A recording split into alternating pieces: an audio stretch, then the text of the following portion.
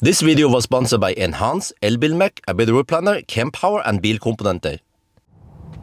Yo, what's up? We are now near Doi Ang Khang. We have to set the air in the filter.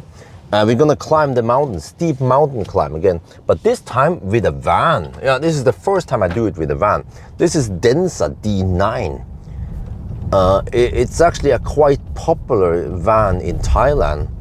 The reason for it is because it has nice features like fridge, and it's a 7-seater with massage and seat ventilation in the second row and first row, of course. And it cost only 2 million baht for the front wheel drive, and then the one we are driving now is Performance. And then it cost 2.7 million baht. And compared to the competitors, well, we have Seeker 009, similar size also, actually slightly smaller, but a lot more higher performance. That one cost 3.1 million baht, a lot more. But they also charge us faster. And then we have Xpeng X9. Wait, I need to overtake this dude. Oh shit, no, shit. What the heck are they doing? Oh, the front, man. Okay, yeah. And then you have Xpeng, which costs 2.7 million baht. But yeah, and I think there wasn't any cheaper model on the Xpeng. So, which means that the front wheel drive Denza D9 that I haven't tested, wow, it's freaking crowded over here, is in a way quite affordable for a van.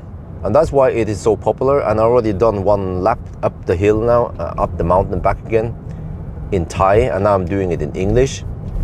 But I see that it is Sunday today and there's a lot of traffic. So as usual, I don't have any weight in here, except for that I have Cybex car seat here. We have the Isofix base and Cloud Z2 and also Anoris T2. And combined, they might weigh something like 35 kilograms. So it's not that much extra weight. And then of course the weight of me. And I gain weight in Thailand. But I think I weigh around 81 kilograms nowadays. Something. Maybe I lost 1 kilogram because I actually had the bad stomach for 4 days. Yeah, it was freaking shit. I had to go to the toilet 6 to 10 times per day. But I think now I'm getting better. I got some medicine, so I think it should be good. So okay, because of lack of weight, I compensate by going faster, which is, I mean, it's not like entirely the same, because when you have to go uphill, if you have lots of mass, you need torque to overcome that, to get up the hill, which means that if I had more like people or whatever in here, like 300, 400, 500 kilograms extra, it will then require more torque. But okay, whatever, close enough. Yeah, ideally I need to get those sandbags and put them in the car, but I didn't bother getting them now, and we are also going back to Norway in 1 week already. So yeah, just yeah, like this. Plus, man, I'm not keen on driving with lots of extra weight in the car. I test, because on the way from Changdao to here, I have to drive a quite twisty road. Yeah, and bringing that extra weight is just a bit of extra hassle. Already this van is quite heavy. Wait, let me check something here. No, we're not recirculating, yeah, because I might get a fogging problem if I recirculate. But yeah, so far so good. What we want to pay attention to is maybe the front drive motor temperature. But I don't have a rear drive whatever temperature in car scanner, only the front, but it gives you some indication of what's going on, right? And also you see now how slow the other guys are usually driving. So yeah, but I had to wait in a minute-ish, then I can overtake this Toyota Hilux. But also I'm using sport mode now. So in sport mode, I have all the power available. When I use eco mode, there will be lower power available, even if I floor it. And in normal mode, I have slightly more power. So, okay, the power limits, or whatever I should call it, depends also on state of charge. So in eco mode, I've seen around 220 to 260 kilowatts. And then in normal mode is maybe 240 to 280 something kilowatt. And then in sport mode, I've seen up to 299 kilowatt. But according to spec, it's supposed to be only 275 kilowatt. So yeah, it seems like maybe BYD is being actually a little bit honest about numbers, that okay, 275 is what you can achieve more realistically when you have 60-70% state of charge, right? Something like that. They don't over-promise. Yeah, they kind of actually under-promise, which is more like what the Germans tend to do. But BMS here, you see that it reports 472.9 kilowatt discharge limit, and then the charge limit or the regen limit or whatever is 310. What shit? I need to recirculate now. This diesel is getting too smelly. Yeah. So, but it seems like, okay, the battery is 103 kilowatt hour, and it has nice limits, right? Which we don't even use for this car. Like, yeah, so that's good, because it means that we have plenty of headroom in the battery for stuff. Okay, now I just have to overtake this dude. I know it's like a continuous line, yeah, but you know how you have to do it. Like, you have to do what the locals do in Thailand, and they hammer over the continuous line.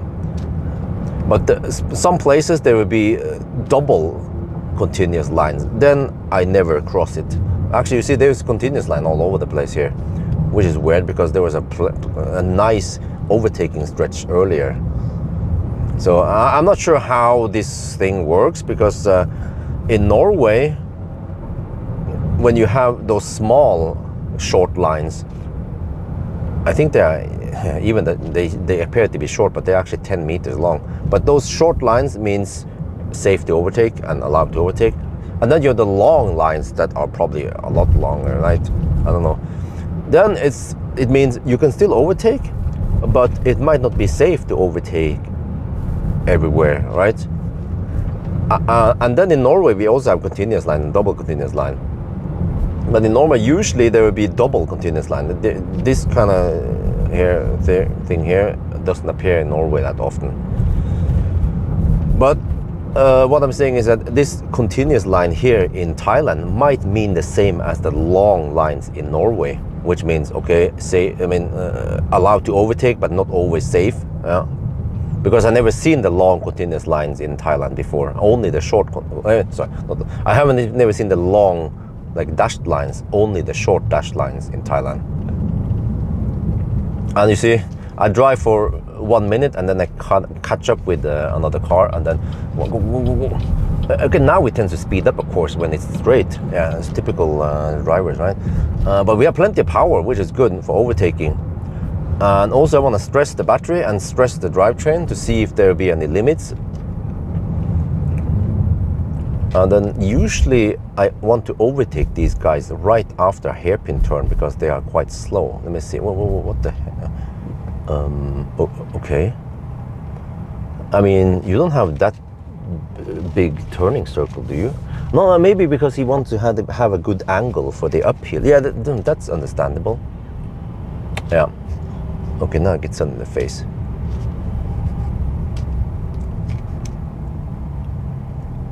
Okay, I had to be slightly careful, because there are some wet parts here, slippery parts, wet parts. It might come from condensation. See, this is the tricky part. Okay. Yeah. I think it comes from condensation, not from rain, because it hasn't rained much in Thailand lately. This is the part where you actually you can overtake here. It seems crazy, but from my point of view, I sit on the right side. in the car, which is the wrong side, shouldn't be left side, with the right side. I can see past that curve. And I know that they drive so slow, so when I reach 60 kilometers per hour, I can just pass them really quickly. But yeah, okay, so far so good, not much going on. And also when it comes to consumption, it reports as 365 watt-hour per kilometer on the display right now. But it's a rolling average for the past 100 kilometer. No, wait, no, 50 kilometer. So we don't get the correct numbers there. But we will do the shutdown once we are back down there at the starting position and see what we consume. But yeah, okay, let's just keep going. So this is, I think this is the steepest part of the test. You don't see it from the camera's point of view, but it is freaking here. This is just the crazy steep part, like it goes like, oh, yeah. But the car has so much torque and well, I mean, not so much, but at least sufficient torque and power to be able to just fly up the mountains, no problem at all, really.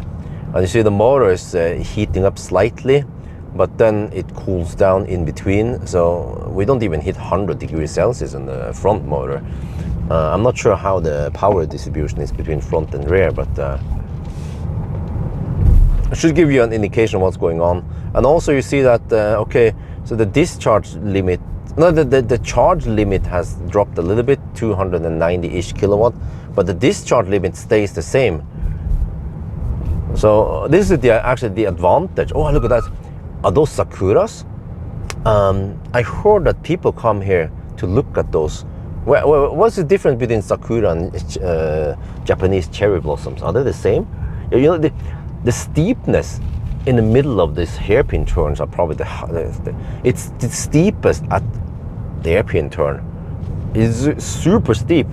I don't know how many percent grade, probably more than 20%, maybe as high as 30-40% grade. You know, yeah, grade. Don't confuse that with degrees, because you can actually drive up 100% grade or 90% grade, but you're like, you can drive up 90 degrees? No, it's not the same. Yeah, 100% grade, from what I remember, is when you go 1 meter forward, you go 1 meter up, which means that 100% grade should be 45 degrees. Yeah, if I remember everything correctly. But yeah, it's like, not sure, needless to say, but I'm driving way faster than others. Even on the road like this, just straight road, they don't drive that fast. I'm not sure why. It could be because they don't want to stress the engine, the fossil engines. Yeah, maybe they have experience that if they go too schnell, the engines will overheat, and you know, the coolant will boil and all that shit. So they don't go too fast. Plus that I see they have a luggage on top here. Could mean that they actually have a full car. Wait, was this the car that I saw at 7-Eleven earlier? If that's the case, then they have 8 or something people in the car. This is a more common case, you know, that they have a freaking loaded car. Okay, I'm gonna overtake this. I see over the, yeah, I just saw over the turn now that it was clear. Plus that I know that people who go downhill here, they go super slow. Even I go slow. Don't dare to go too fast, because yeah, exactly, because you want to be able to stop in time, and you know, it's all about safety. Nobody hammers down the mountain here anyway. So yeah, now we are pretty much, well, not at the top, but this is the part where I turn around, because from this point, yeah, many people wonder why don't I go further up? Well, because most of the elevation has happened now. We are roughly at 1,600 or 1,700 meters over sea level. So from here, it kind of flattens out, and then it doesn't become too interesting anymore. So that's why I just turn around here. But oh, this car is long, you know, it's 525 centimeters. So I have just to do this, and then this, yeah, and then we go down. So yeah, now at the top, actually, it reports 451 watt-hour per kilometer, but that's just a rolling average. So now we're gonna test some regen then. So on the way down now, if I just let off the pedal, it will, okay, maybe not right over here. Let's go further down. It doesn't have one pedal drive. Oh, the sun is up, wow. Wait, 7:30, it's up that high already? Oh, it's wonderful in Thailand. In Norway nowadays, in January, it is dark until 9. And then it stays bright for a little bit, and then around 3 in the afternoon it gets kind of dim again, and 4-ish in the afternoon, then it's dark. Yeah. Wish I could stay longer in Thailand. There are so many EVs to test here. Oh, I have to be careful there. Oh, this is quite steep. Okay. Plus that there might be some condensation on the road So I'm actually touching the brake pedal now to activate more regen. It has blending brakes, so you will see that. Oh, okay. Let me give the car. Yeah, wow, it's quite busy here on the weekends. Oh, I have to remind myself to not come here on the weekends. Yeah, exactly. So, how fast do these guys drive? Okay, whatever. Let's go. Overtake. Well, he was probably crawling at 10 kilometers per hour downhill. So yeah, simple math. You know that mother trucker, or rather that truck was carrying some load, right? You see, they actually overtake over here. Okay, that's fine. Oh, okay, okay. Well, yeah, but it's quite an exhausting thing to do for a fossil car to overtake in an uphill like that. You saw me just fly past it because EVs, they kick ass for the Lord. But a van full of people, like that fossil van, needs to struggle hard to get past. But yeah, so yeah, pure physics. That van, oh shit, I have to recirculate now. Okay, otherwise I'm getting fog, yeah. Why did you drive so slow? Well, it's pure physics, because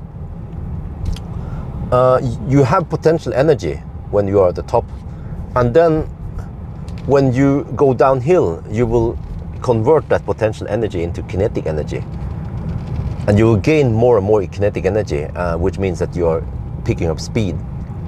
And to reduce speed, you regen, right, or brake, yeah. And then you reduce the kinetic energy again. So if you go downhill fast, you release the potential energy faster. And that means that you have to chew away a lot more energy.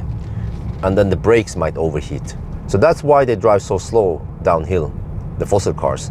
Because the only way for them, well actually, the only main way for them to slow down is friction brake, but also with engine braking. But yeah, those two combined.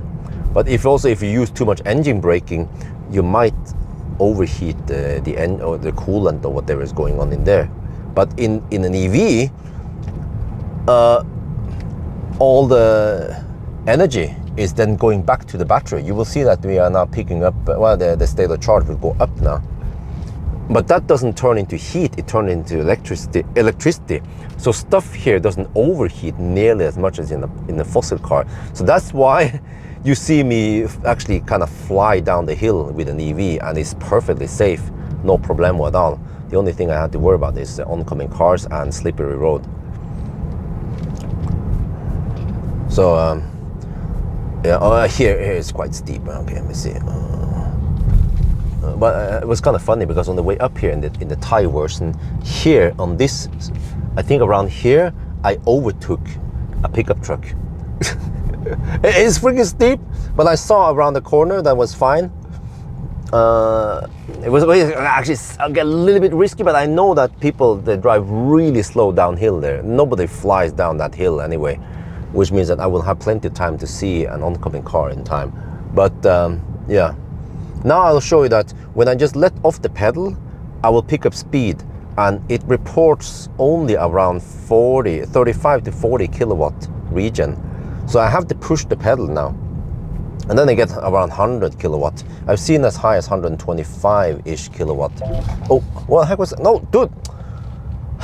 Auto braking. No, don't do that shit, man. I was in control of the vehicle, and the car decided to do an auto braking because that van was too close to its comfort. Okay, I mean, I like auto braking features in general, or those safety features, but they need to be able to react in the right situation. I felt like that was a misreaction from the system. Worst case, if it was a slippery road and it braked like that, it could cause me to lose traction. So, nicht gut. Okay, okay, okay, let me try to not be so strict. But this might be the last time I do this run. I'm not sure, or I might do this with the last car I will be picking up later. Actually, in 2 days, which is it's called Jayco. Oh, see, this is where you have to take it easy. It's called Jayco 6. I think the brand is called Umuda. Yeah, Jayco 6. It's like a Jeep-ish, you know. Look, it's all-wheel drive. So it kind of looks like a Geländewagen, you know. If there's a car I should bring up the mountain, it should be that car. Maybe it has problems with performance when going uphill. We'll see. Okay, so I might have to come up here again, but I also need to do one last family trip to Chiang Mai. I want to buy their mangoes. Oh yeah, and some other stuff. Bring to Norway. Wait, it's still fogging. What? Come on. Hey, shit. Okay, let me defog. There's a defogging button on the screen here. I'm not sure if that turns on the PTC heater or not. Could be. But I think I'm gonna help by opening the window slightly. Because when you lower the temperature, you also how is this again? When you lower the temperature, you also change the moisture level to avoid fogging. No, I think it was the other way around. We open the windows, we just let out. Yeah, we let out. No, don't drive in the middle of the road, freaking mother trucker, man. Shit, what's wrong with people? Eating the lane like that. No wonder why there are so many accidents in Thailand. But, yeah, okay, here's a theory. I let in some cold air, I let in cold air, which has a level of relative humidity. Let's say now, outside now, it might be high because it was cold. It's cold outside, it's freaking cold, it's 16 degrees over here. Relative humidity right now outside might be 70%. But when I pull it inside, oh shit, it smells burn. Oh shit. PM 2.5 levels outside, 45 and rising. But when you come inside here and you heat up the air, the relative humidity drops just the way physics works. So then from 60-70%, it might drop to only 40%. I don't remember exactly how it was. You can Google about this in the table or something. Okay, so it smells bad right now in the car because of the burn shit. So I need to recirculate, because when I recirculate, it takes the cabin air, pushes through the filter several times to cleanse it. Okay, now that the sun is up, I'm going to lower the cabin temperature, because I set it to 27 degrees Celsius because it was cold outside. But if I lower the cabin temperature, it will activate the AC, and that will of course also dehumidify. So stuff that you normally don't care about, in this car I need to consider it, because it seems like it doesn't deal with fogging that well. Unlike many other cars I tested, also Tesla of course, I just set 28 degrees, or actually in Tesla you don't set 28. In Tesla I might request, let's say 22 degrees Celsius in the cabin, and the car will just stay nice and warm and not fog. Because I think in Tesla it alternates between some AC and defogging and whatever, and then also heats up the cabin. And now I need to turn off recirculation because it starts to fog again. You see, I have to deal with all this shit, man, in this car because it doesn't handle it correctly. What happens with other Thai people? How do they deal with this? Well, they do it quite simple. They set the cabin temperature to be low, you know. So they might set the cabin temperature to 18 degrees Celsius. It becomes freaking freezing cold in that van or that bus. I've been in there. I've been there before. I know, because I've taken those Sombatua buses from Chiang Mai to Bangkok, and because of fogging and condensation at night, you know, it becomes quite cold. And to avoid condensation, they... What are you doing? They run the air conditioning at night, and it's freeze. I think it's like 15 degrees Celsius, or maybe lower, in the bus at night. But that's pretty much that's the probably the only way to do it, to keep the windows fog free, right? Unless there's a good system that dehumidifies plus heats up. Wait, are they usually driving that slow? I think they are. Yeah. Otherwise, the brake's gonna overheat and the coolant's gonna overheat. Oh, I hear engine. Oh, in the front. Wait, or was it my AC that it went high? Not sure. But there's a place we can overtake soon. But now you can see, you get an idea of how slow some cars drive. And okay, this guy just has some load in his truck in the bed, but vans, they will have passengers that weigh a lot, maybe 600-700 kilograms plus cargo. Okay, I'm gonna overtake the pickup truck now. I'm gonna blink, and then let's go.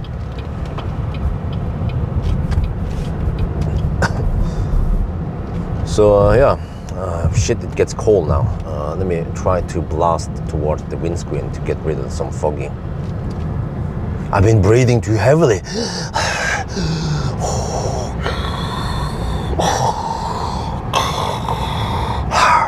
Okay. Reduce speed. Okay. Well, at least didn't tell me to use low gear. Yeah, but it's still quite steep downhill here. You know. So I want to take it easy because this is not a passenger car. I mean, it's not a sedan or anything like that. So I want to take it easy down the hills here. I don't want to toss it around corners like other cars I test. It's a big beast. I'm not sure how heavy it is, but yeah, every time I try to measure check the weight, the scale is either kaput or closed. So I'm okay. Hopefully on the way back I'll figure out. But according to spec sheet, it's supposed to be 2.6 tons. Well, is it actually lighter than a Mercedes EQV? EQV was 3 tons. But those German cars are so heavy. I don't know why. Yeah, there's a thing moving in the center console here. You hear the clock, clock, clock. It's not part of the interior, it's just my equipment moving around. That tells you that there's actually some significant G-forces going on here, despite that I'm in a van. But also, I drive alone because I don't want to cause any car sickness if I bring people, even Isabel. I don't want to expose Isabel for this. Well, yeah, we have 53% now. I haven't checked the stats yet, but yeah, you see that region limit hasn't dropped. That's one thing that I was concerned about, that, oh, maybe region limit will drop because we have gone downhill and we have received a lot of energy. Oh, holy shit balls, a lot of traffic here. Dude, don't eat the lane, man. I don't know why the heck they eat the lane. No, they call it, that's what they say in Thai, Gin lane. Because the road is kind of tight. I don't know why they drive over the lines here. You know, you have to share the road here. Shit. Okay, now I need to recirculate again because people are burning shit here, and yeah, get that burn smell in the car. Oh, constant alternating between recirculation and AC and stuff. Okay. Do this. I'm gonna have to go manual now. Blow AC, cool AC towards the windscreen. Okay. Well, yeah, I think we're done with the test now. I'm gonna stop soon. Let me see. Wait, there's a place I could pull over. Can we pull over here? I'll pull over here. Okay. So now, oh, sorry, you get sun in your face, but just want to pull over quickly soon after we done the test. All right. Well, actually, maybe I can go on the other side. No, it's a bit too. Yeah, let's go on the other side instead. Okay. Because then it'll be in the shade. Well, over here. Okay, over here. Whatever. Slightly off-roading. Well, I think you're still in the sun. There, maybe. Okay. So now we need to stop the car. What stats do we have? We regen some stuff on the way back. Power limit is still nice. Battery heated up slightly. It did most of the battery heat up in the first run. And then motor temperature is dropping. So yeah, I know you can see on the accumulated charge discharge. I didn't pay attention to all that. There was so much stuff going on. But we're gonna stop the car now and we see how much we spend. That's just the way it works here. The car reports 312 watt-hour per kilometer for the past 50 kilometer, but we don't care about that. See how much do we have? We spend 7.1 kilowatt-hour. Oh, interesting. And 22.8 kilometers. So, no wait.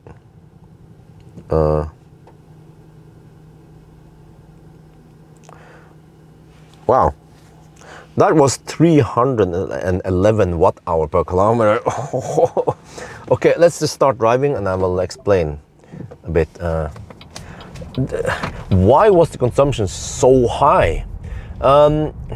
It was because of the up and down hills and because of physics. So when I go, if I would drive on the flat road, like now, here, for example, right? In the similar speeds, I would consume roughly 150, 160, maybe 180 watt-hour per kilometer. Yeah. Why was it so much higher? Well, because we have a heavy car, actually heavier than most other cars I test, and it boils down to physics because we had to go up the hill, and when you go uphill, we spend extra energy. Wait, is this car counting losses also? I'm not sure how it works, that N stats when you power off the car. But okay, anyway, when we go uphill, the power output is higher, right? And there are also more losses. Like, why does the motor and the battery heat up? Well, those are losses, you know. And same when you go downhill, you also have losses, possibly less losses, but still, when you convert kinetic energy to electricity, there's losses in the motor and inverter, whatever, and also in the battery, and those combine.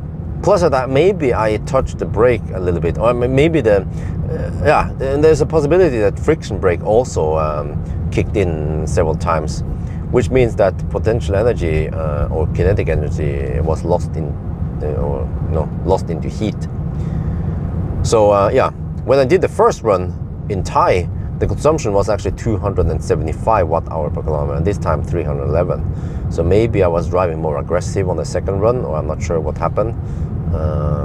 But yeah, so this is just how it is. If I had passengers here, fully loaded van with cargo, the consumption might be roughly the same, because think about this. I did 2 runs and it was 295 on the first run and 311 in the second run with the exact same weight, right? And the battery was even warmer this time, which means that it should have better internal resistance and less losses. So it means, it boils down to that maybe I drove faster or I hammered slightly more or whatever, and then the consumption was higher on this run. Which means that when I have passengers and I drive slower, there is a possibility that the consumption will be roughly the same or even lower. Yeah, that's what I'm saying. I'm guessing maybe even lower, I'm not sure. But when you have more mass with you and you can regen and you drive slower in a more gentle way, then you might have lower losses and better consumption. So which means that, okay, even though I drove with an empty van, test is still realistic. It has numbers that can be useful. So, but interesting. I was a bit surprised about the high consumption, because I was expecting it to be just slightly more than the, let's say, the base consumption, right? When you go flat. What I've seen usually is that the mountain runs with regular cars, the consumption might go up by 20% only. But here we have around 50%, maybe 50, 60, 70% consumption increase. So it seems like the heavier the car, the worse it is. And that kind of interesting, that kind of tells me that the heavier the car, the worse it is for consumption if you have to go a little bit up and down. Because, okay, we went up and down in some freaking mountain here, but oh shit, why is it fogging now? I think it's because relative humidity outside is 100%, and that's why it's fogging. I mean, there's even fog outside, plus fogging inside the car. Yeah.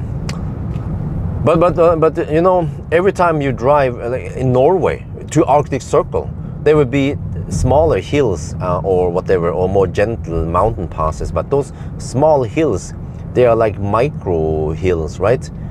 Each of them will then consume more energy or cause slightly more losses in a heavy car versus a light car.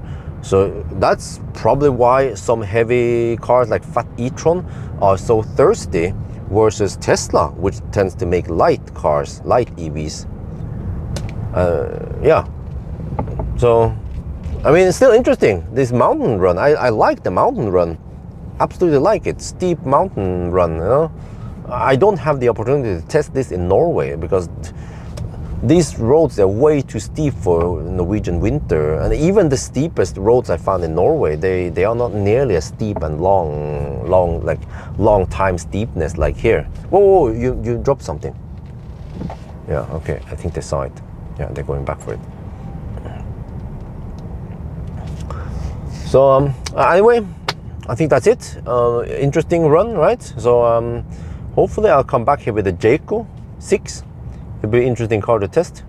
Whoa, why is this car driving? Oh, you're on a turn. Okay, that's why. Yeah. Okay, go.